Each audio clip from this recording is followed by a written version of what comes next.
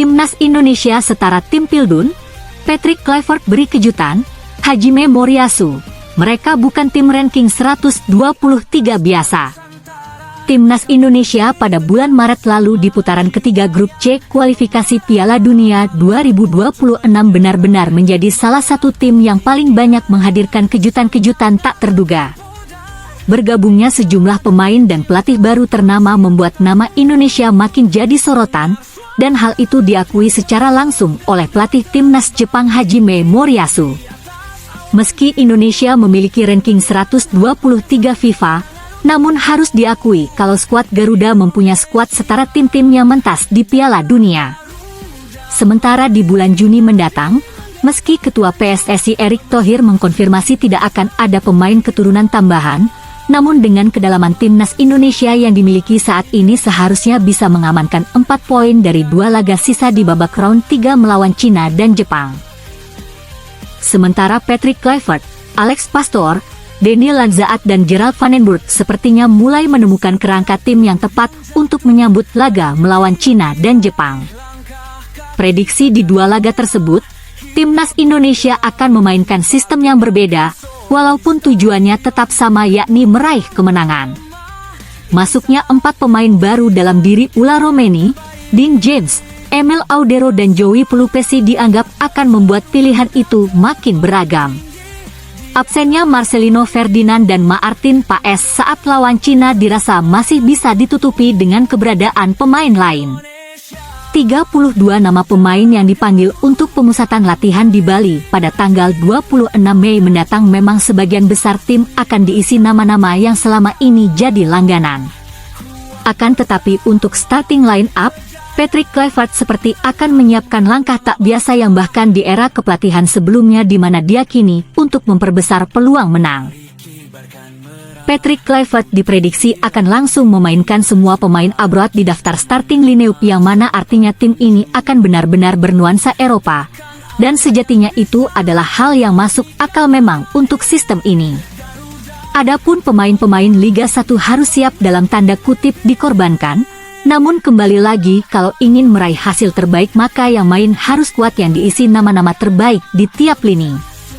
Mengacu pada formasi andalan Patrick Kluivert yang identik dengan skema formasi 4-3-3, maka itu sangat ideal bila diisi nama-nama pemain abroad. Posisi kiper kemungkinan besar akan diserahkan ke Emil Audero, karena Martin Paes harus absen karena akumulasi kartu. Kemudian untuk 4 bek di belakang Timnas Indonesia, ada nama Jai Itzes, Max Hilgers, Kelvin Verdonk dan Kevin Dix. Di tengah ada Joey Pelupesi, Ivan Jenner dan Tom Haye, dan tentu saja adalah kombinasi terbaik. Sementara pos 3 penyerang kemungkinan diisi Dean James yang akan didorong sebagai winger sebelah kiri. Sedangkan di sayap kanan bisa jadi nama Eliano Reijers adalah yang dipakai di sana serta Ula Romeni ditugaskan sebagai ujung tombak setelah 2 laga terakhir tampil cukup apik dengan 2 gol. Tentu mereka bukan tipe pemain statis di mana artinya mereka bisa saling bertukar posisi secara alami untuk menciptakan sebuah kombinasi. Patrick Kluivert sepertinya siap berikan kejutan di bulan Juni. Sementara itu untuk komposisi menghadapi Cina tak jauh beda ketika melawan Bahrain.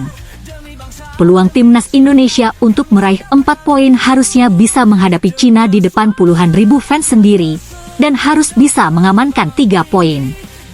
Melawan Jepang harusnya bisa amankan 1 poin, apalagi Samurai Biru sudah memastikan diri lolos dan kemungkinan akan menggunakan skuad lapis kedua ketika menjamu Indonesia. Tapi perlu diingat, Jepang tetaplah Jepang, tim lapis mereka tetap saja punya kualitas yang tak bisa diremehkan.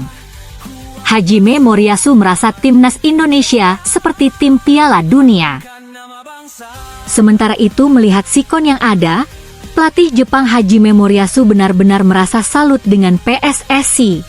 Karena mungkin hanya mereka yang bisa melakukan naturalisasi secara cepat dan itu sejatinya telah berulang kali dilakukan.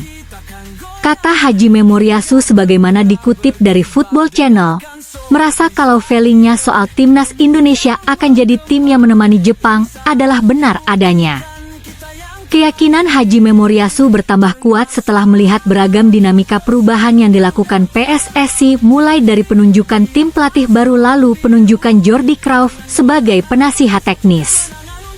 Menurut jurnalis senior Jepang Toshiki Osumi, secara gamblang memberikan analisis mendalam terkait kekuatan tersembunyi yang dimiliki timnas Indonesia selama gelaran kualifikasi Piala Dunia 2026. Ia mengingatkan kepada semua tim di grup C untuk waspada dengan Indonesia, terutama ke Australia, Bahrain, Cina dan juga negaranya sendiri Jepang. Menurutnya timnas Indonesia menjadi tim dengan perkembangan yang paling cepat di Asia. Hal ini karena skuad Garuda mampu melampaui 50 negara lain di ranking FIFA hanya dalam waktu 4 tahun saja. Sekarang timnas Indonesia punya persentase sekitar 70% untuk lolos langsung ke Piala Dunia 2026.